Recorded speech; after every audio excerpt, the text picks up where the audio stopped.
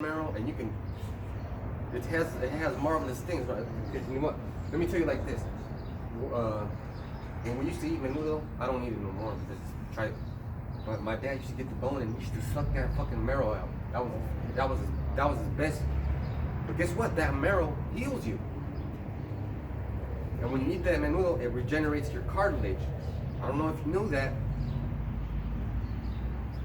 So that bone marrow is rich with DNA, RNA, and it's just the beginning of life right there.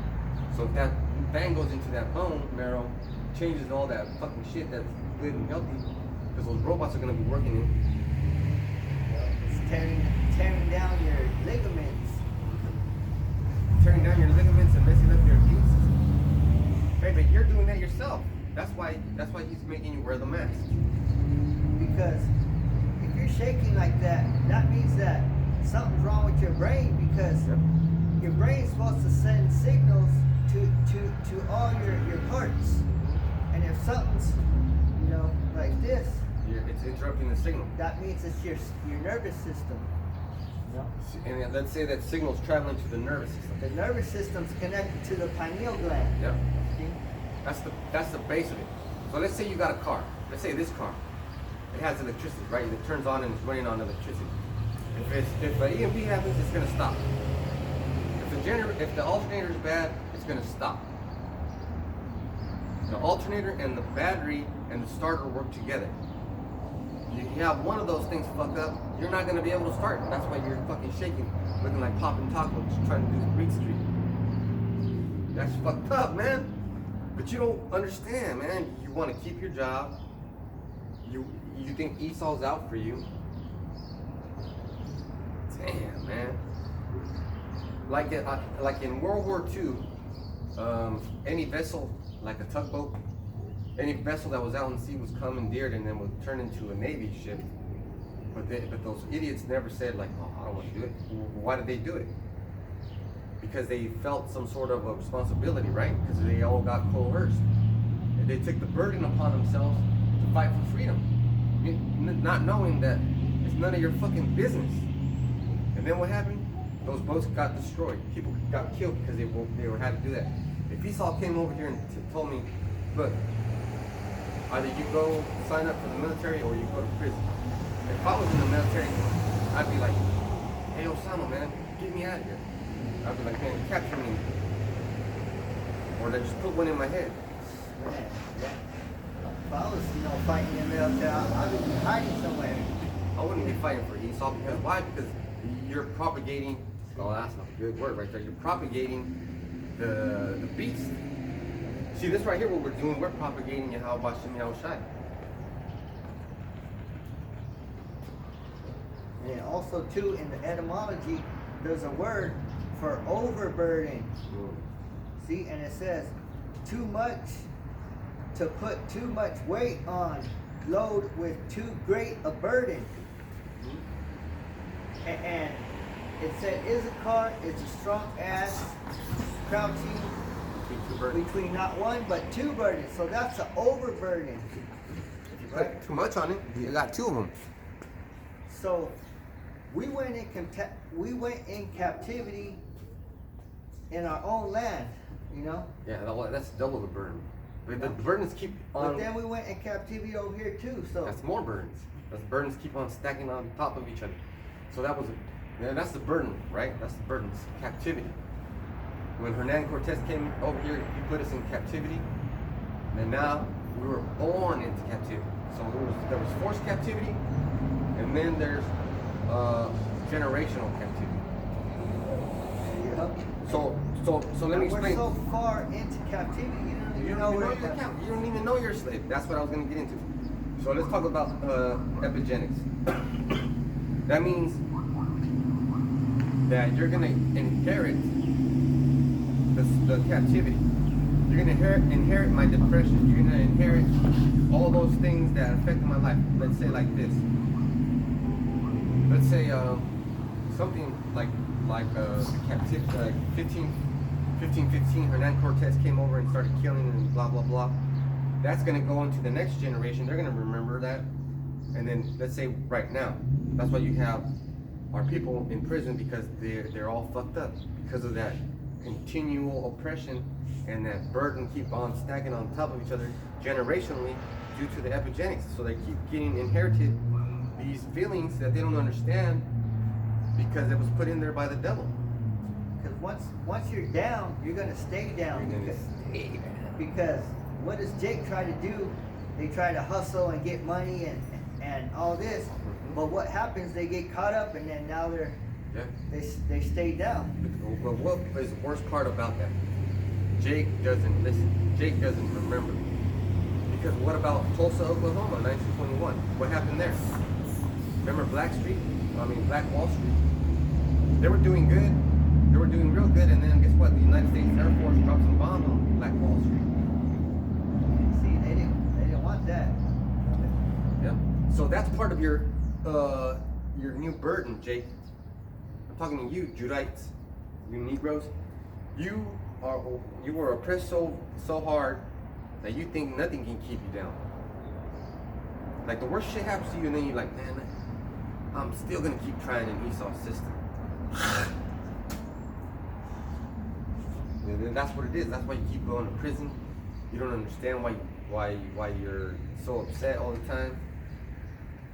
You need to come into the truth. Let me get another scripture. Second Ezra.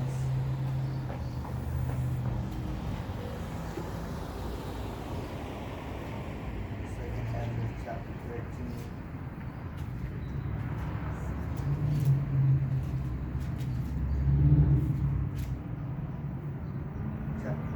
Second Ezra chapter 13, verse 39.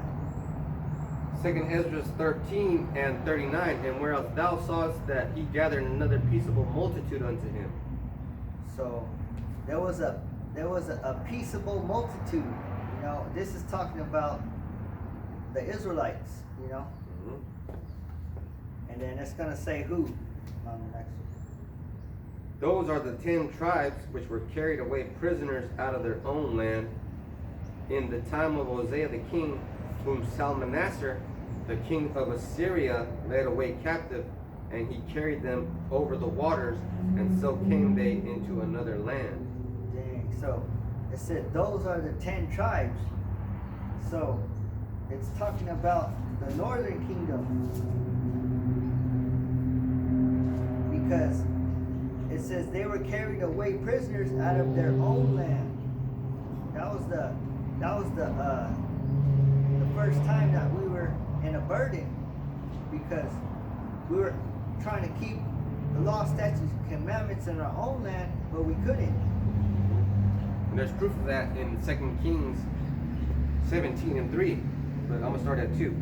Well, you know what, let me start at 1, and I'm gonna read 2 and 3. In the 12th year of Ahaz, king of Judah, began Hoshea, the son of Elah, to reign in Samaria over Israel 9 years. And he did that which was evil in the sight of Yahweh Ba'Shem Yahushai, but not as the king of Israel that were before him. Against him came up Shalmaneser, king of Assyria, and Hoshea became his servant and gave him presents. So there's proof. And then I'm going to go back over here to 2 Ezra 13 and 40, 39 and 40. And whereas thou sawest that he gathered another peaceable multitude unto him, those are the 10 tribes which were carried away prisoners out of their own land in the time of Hosea the king, whom Salmanassar the king of Assyria led away captive, and he carried them over the waters, and so came they into another land. So that was the time of the king, time of Hosea the king, and it said it carried them over the waters. And what do they always say about the Mexicans? They call them wetbacks, right? I'm gonna get the definition for wetback. You know what's funny? Some of those Mexicans had to cross over the Rio Grande. It's all spiritual with Yahweh, Ba'Shem Yahushai, but we just have to notice. Because when you go to definition for wetback, it says, a Mexican living in the U.S., especially without official authorization. Oh, shit. Right? But this is our land. How is it that we're living without authorization in our own land? You know? That's that man that made himself to be like God. That's because the scripture said that we were going to become a byword. Man, You know? all kinds of bywords. Mexican, that's not our name. You know, but if you tell somebody, hey, I'm not a Mexican, I would like it if you respected my wishes. I found my new culture identity. Please refer to me as a Hebrew Israelite. Oh, see, you motherfuckers don't want to talk to me. You don't want to talk to me. I'm the kind of guy that sits in a meeting and I'm not paying attention. It seems to you, but if you try to embarrass me and put me on the spot, guess what? You'll find out that not only was I paying attention, you shouldn't have even fucking called on me. Because I'll question you, man. I always do that. And then my bosses look at me because they're women, and you know how women give you the look to be quiet, and I'm like, that's all I have to say. Shut up. Because I don't want to lose my job, right? Why would you want to lose your job and be on welfare? No, nobody wants to be on welfare, and unless that welfare, because in Israel there was welfare, leaving the 10% on the line. Like if we were having a feast, if we were back in Israel and it was Passover, and I had like 100 lambs and goats, they were all year, but I had more to replace them. Guess what? Like if this was my whole area, I'd be in charge of giving every household a lamb or a goat so they can celebrate the Passover. But we don't do that anymore. Because we're not, first of all, we're not in our rest, and we're still in captivity. So I don't know what people think, man, because it says that we were led away in captivity. Yeah. And over the waters. You know, and in order to go over the waters, you have to go over the ocean. Mm-hmm. You know? You can't just go over a river, you know. And that brings up over a lot of questions. That brings up a lot of questions. Like, okay, so this is true, right? We believe it's true, but if you're in history class, they'll mention shit like this, and they'll try to spin it on the timeline, just confusing the hell out of you. And I know because my son's 6th grade teacher, history teacher, that bitch is always talking about Samaria this, Samaria that, Egypt this, Egypt that. And they're teaching that shit to our kids in school. Never did they mention anything about Hebrew Israelites or Moses coming out of Egypt. See, that's another burden too, man. Where I'm like, man, my son's getting programmed over here. But then I tell him, you know what, that's fucking bullshit.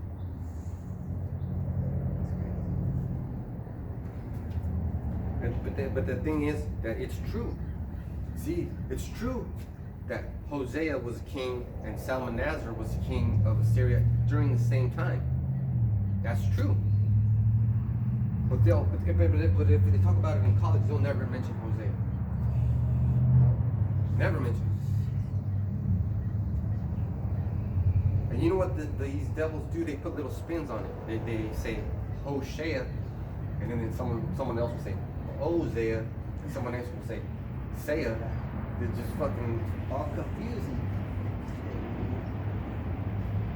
You guys are doctoring information. Let me get another scripture. Man, I love 2nd Ezra 13. I'm 41.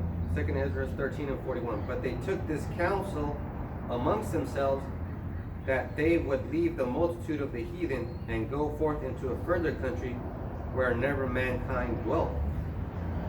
So they said, fuck these heathen, because these heathen, they just want to go against the Most High's commandments, you know, and we want to keep the Most High's commandments. But it says that they would leave into a further country where never mankind dwelt. So Christopher Columbus is a liar. Yes, he is. He is, man. No. And then the apostles always bring this out. Always bring this out. How did Christopher Columbus know about this? How did he fucking know where to go? How did he know how to get over here? Just watch that movie. 1492. Yep. Yeah. 1492. Conquest of Paradise. You know how? Christopher Columbus says, He almost fired. yeah, Christopher Columbus on that movie, he says, He's talking to the monk. yeah, he says, how you gonna get there? And he says, by the word of Ezra or something. Yes, he did. And then he said something. You know about Ezra, right? He said, by the words of Ezra to the west or something. Man, these motherfuckers are hiding shit from you. Because they knew that those 10 tribes were already in the Americas. So I'm gonna say something like this. They already knew, but they're serpents. And who was in charge of that? The Catholic Church by the Papal Bull Act of 1492. Now the brother said earlier that if you go inside the Vatican and you take a distance shot, it looks like a serpent. These motherfuckers are the serpent hiding this shit from you. Right? Because what? The serpent is subtile. Nobody would be able to find out what that brother found out. No, Now, only the hopeful elect are going to be able to find out what Satan's devices are. You know? Because it just doesn't sit right with us. That's why if you're giving us a professional talk or something, don't pick me to be part of your fucking. I'll fucking mess your shit up. I'll mess your shit up.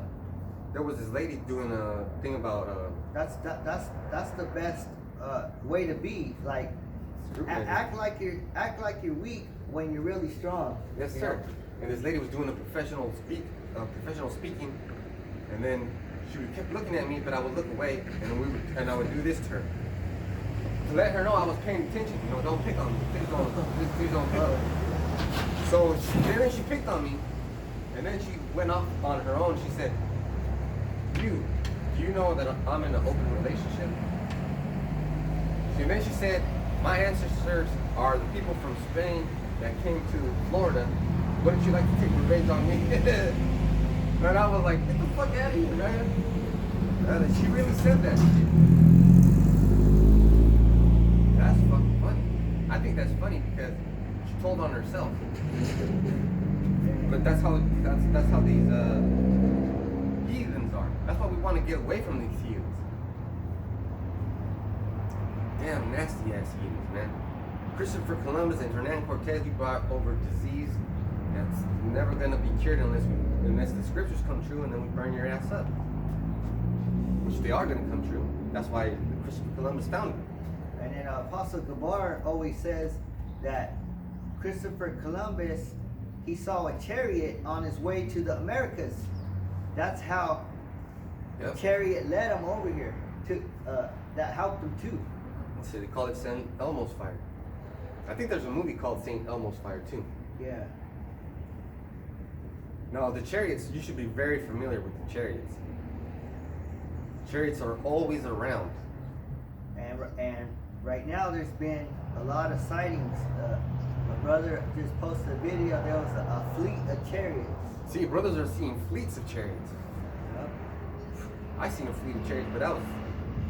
And I wanted to go get my camera, but every time I see them, I'm like, man, you're just gonna leave by the time I get my. And I never have my phone on me. But I have had my phone on me 3 times, and I put them up on my first channel, Servant of Yahweh Bashim Yahushai. So they're in the beginning of my ministry. We're almost 3 years preaching on the street, and like what 5, 6 years in the truth. Yeah, like 5.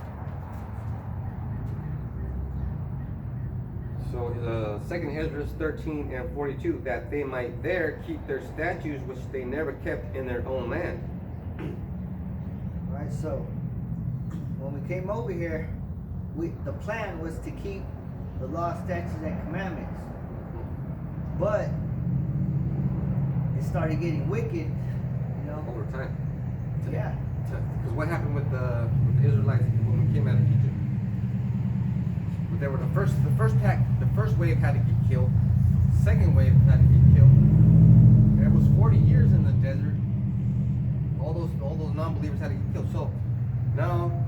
time, every generation that passed, well, they would forget a little bit about their why we came over here, and then next thing you knew, everything got all mixed up. So then we lost our way. And that happens because we took women from other nations. Because those women, they'll make you go off. Don't tell your children stuff that you're not too sure of. Yep. If you don't wear the pants, they'll make you go off. If you don't wear their pants, they'll wear the pants. 43, and they entered into the Euphrates by the narrow passages of the river. So now we got a big problem. And I got the world map right here, just Yes. to show you kind of where the Euphrates. You see, this is all in the spirit. It's teamwork. Now we got a big problem because the Euphrates is a river that exists on any map. And that's another thing that you Edomites try to do. If people forget about the Euphrates, you will change that motherfucking name to something else. See, this is the Yep. Middle East, yeah. It's the Middle East, and it's like right around here, right? It's around here. Because it says that they went through the Mediterranean also. Yeah. I think, but Because Assyria is on the other side over there. it's kind of like right in there. Maybe if you turn it on your side.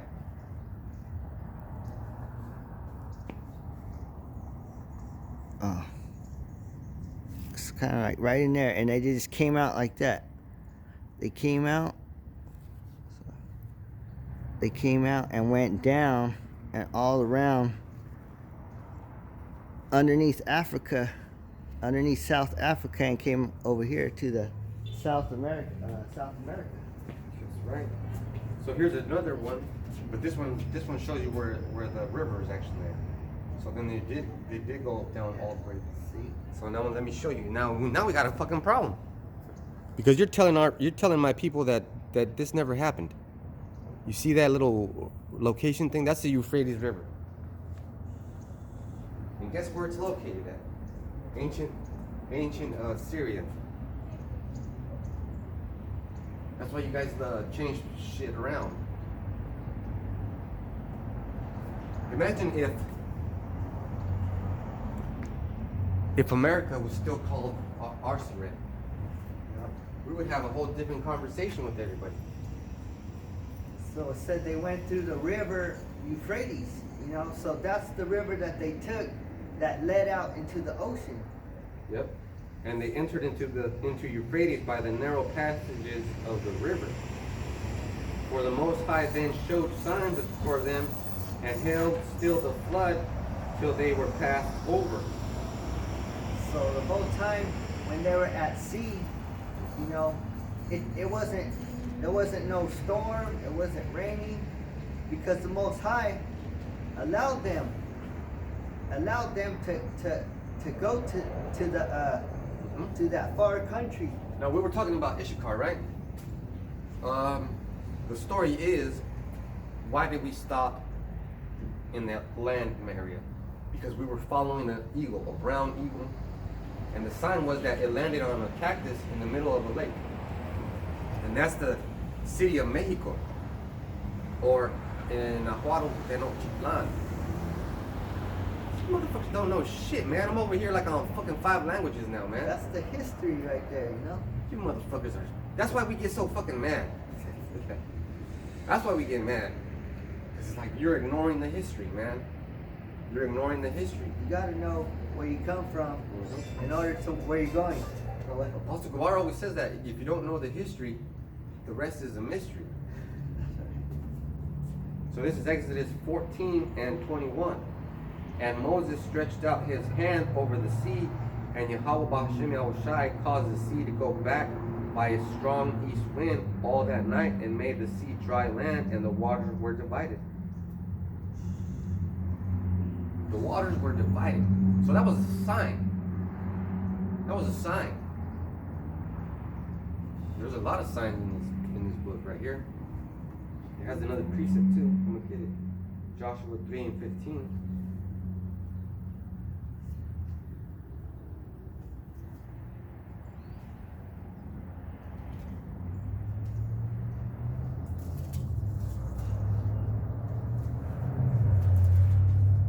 This is Joshua 3 and 15. And as they that bear the ark were come unto Jordan, and the feet of the priests that bear the ark were dipped in the brim of the water, for the Jordan overfloweth all his banks at the time of the harvest, that the waters which came down from above stood and rose up upon and heaped very far from the city Adam, that is beside Zaratan, and those that came down toward the sea or the plain, even the salt sea failed and were cut off. The people passed over right against Jericho. So now we got what's called in the hood a motherfucking problem, because we got two cities, city of Adam and the city of Zaratan and Jericho. Those places all exist. So now you're telling me that the people don't exist? That was yet another sign. Yeah, that was when the Most High, he held back those waters too. You know? Man. He could hold back the waters for you. You see? Yes, sir. Let's say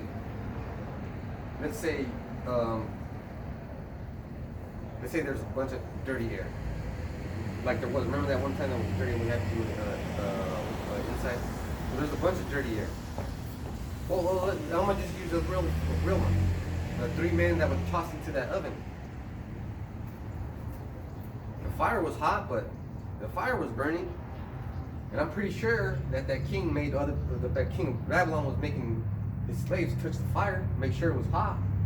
I'm pretty sure you threw one or two real slaves in there and watched those motherfuckers burn. I'm pretty sure. But guess what? That was another sign. He held back the flood, he held back the waters, he held back the fire. There's nothing that Yahweh Shai cannot hold back from you or give to you. He'll give it to you. I mean, I bet you these white people wish they had faith like ours.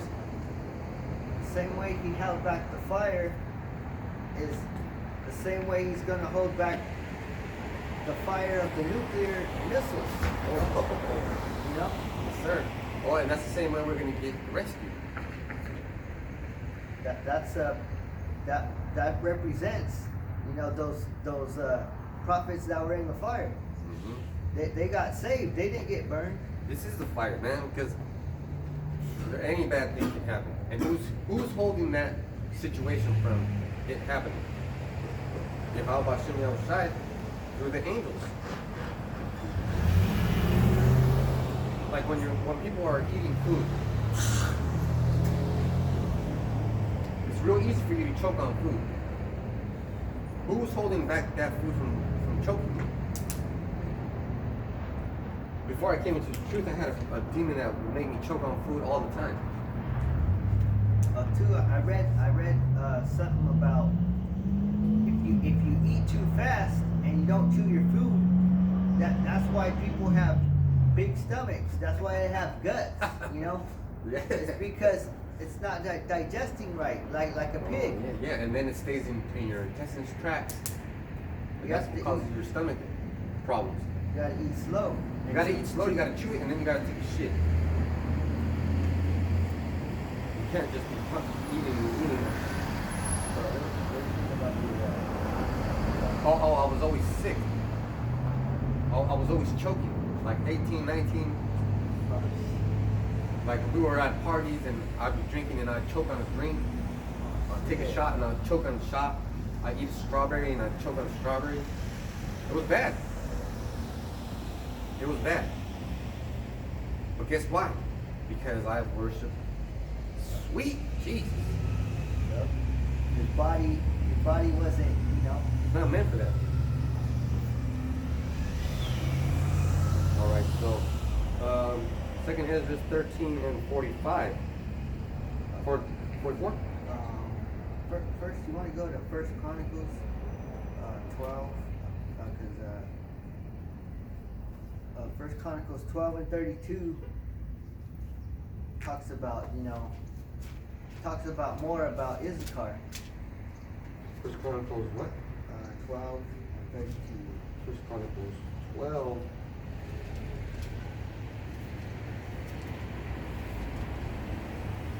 First Chronicles 12 and 32. And of the children of Issachar, which were men that had understanding of the times, to know what Israel ought to do, the heads of them were 200, and all their brethren were at their commandment. So we were saying that Issachar, the Mexicans, are like a donkey who has an incredible memory and very smart. That's why this scripture says that Issachar, which were men that had understandings of the times. Understanding of the times. Great understanding of the times. See? And Issachar was really smart because they were the ones who made the calendar, right? We're still really smart. Yeah. But we could be even smarter. Like today, we still have understanding of the times. We know what time we're in, And it's not hammer time. Well, it is hammer time because this is the last one. And there's this Issacharite at work. He's fucking smart. And he's not at that job just doing that job. He fixes cars. Man, this is what he'll do. He'll buy a used car and he'll fucking do a project with it. And he'll something out of the top of his fucking head. He's just, I want to do this, and he'll fucking weld it. He'll do whatever he has to do to take. Not only that, that man can make a computer. He can fix computers. He can fix computers, make computers, program a computer. And I don't think he even has his citizenship. What does that mean? That means he's in a burden. He's in a big burden too, because now he has to work and now he has to worry about this and that. Back in 2nd Ezra. And then we read the 32 again. First Chronicles 12 and 32. And of the children of Issachar, which were men that had understanding of the times, to know what Israel ought to do, the heads of them were 200, and all their brethren were at their commandment. So they said that they were like a guide to Israel because they showed Israel what they ought to do. And they would warn, they would warn the other brothers, like they knew if they knew about the seasons, that's why they made the calendar and they calculated everything.